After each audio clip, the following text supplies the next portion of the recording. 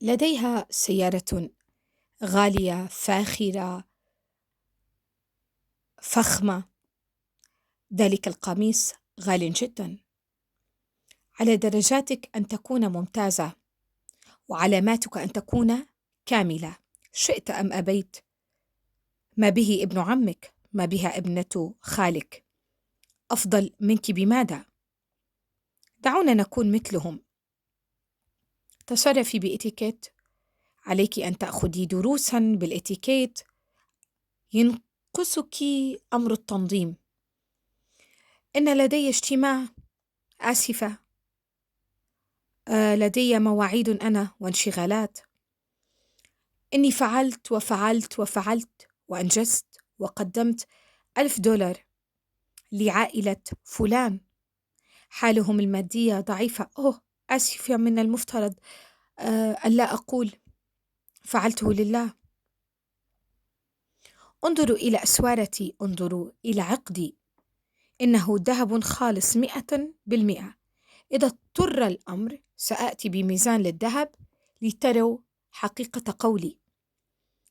لا تلمسي أحمر الشفاه. هذا الروج بحق معاشك كله. لما أنتم وضيعين لهذه الدرجة؟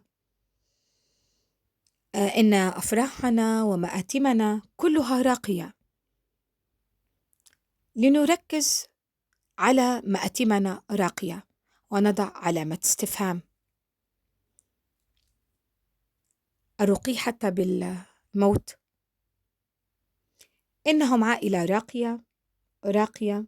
فلوس فلوس فلوس.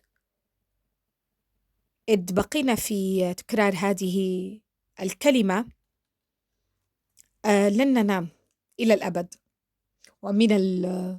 ومن المؤكد لديكم أشياء تفعلونها من بعد هذا الفيديو، وإلا لن ينتهي هذا الفيديو من بعد كلمة فلوس لو أعدناها مليون مرة. انظروا إلى ساعتي الجديدة فاخرة، اشتريتها بتريليون صفر وقبله 10. أنت لا تعرفين الطبخ. كيف لك لا تعرفين الطبخ؟ هذا السؤال يطرحونه أيضا. كيف لك هذا؟ أنا ابني الصغير يستطيع أن يطبخ بهذه النبرة. أنا ذهبت أنا ذهبت أنا ذهبت. هذا السؤال يطرح. يقومون بطرحه حتى أنت تقول أين، وهم بدورهم يعطونك إجابة أني ذهبت للفندق الفلاني أبو 15 نجمة، وأكلت وجبة غداء بتريليون صفر وقبلها 8.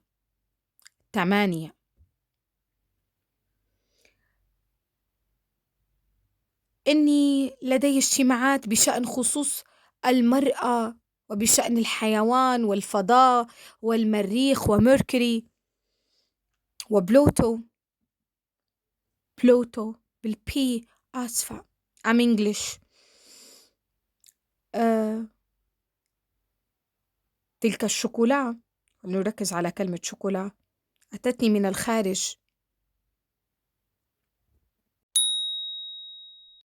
رسالة 10.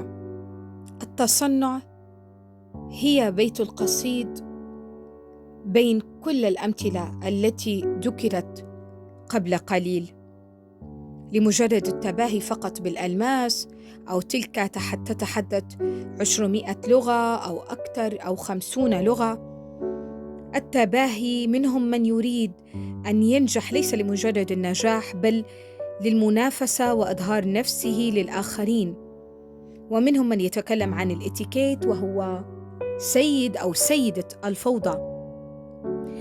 منهم من تهدد بالطبخ، أنت لا تعرفين الطبخ، وهي امرأة فاشلة بمنزلها وبالأمومة، وتتحدث عن حقوق المرأة وغيرها، وتضع جواسيس وراء زوجها، وتضع أبنائها وراء زوجها يلحقون آبائهم ليعرفون هل يتحدثون مع امرأة أخرى أو لا.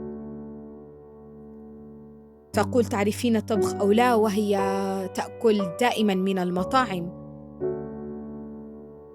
تدافع عن حقوق الحيوان وما غير ذلك، وهي عكس ذلك تماما، سواء إن كان رجل أو سيدة. ما بعمر كان الإنسان يسوى بماله أو أملاكه أو جاهه أو سلطة. الإنسان بالأخلاق يعلى، وحسن السلوك والتصرف وباحترام الآخرين. هنالك العديد من الأناس الأغنياء، وهم أغنياء النفس وطبيعيين جدا وتلقائيين جدا، وليس لهم دراما كمثل هذه الدراما الركيكة. أنفس مريضة، عقول تعبانة نهشها النقص. هنالك بعض الأشخاص الأغنياء لديهم المال ولديهم قلب كبير، ومن بساطتهم لا تعلم بأن لديهم مال حتى، أو أغنياء لهذه الدرجة من بساطتهم. فلنتفكر إننا إنسان واحد، إنسان واحد، كفى تصنع، كفى.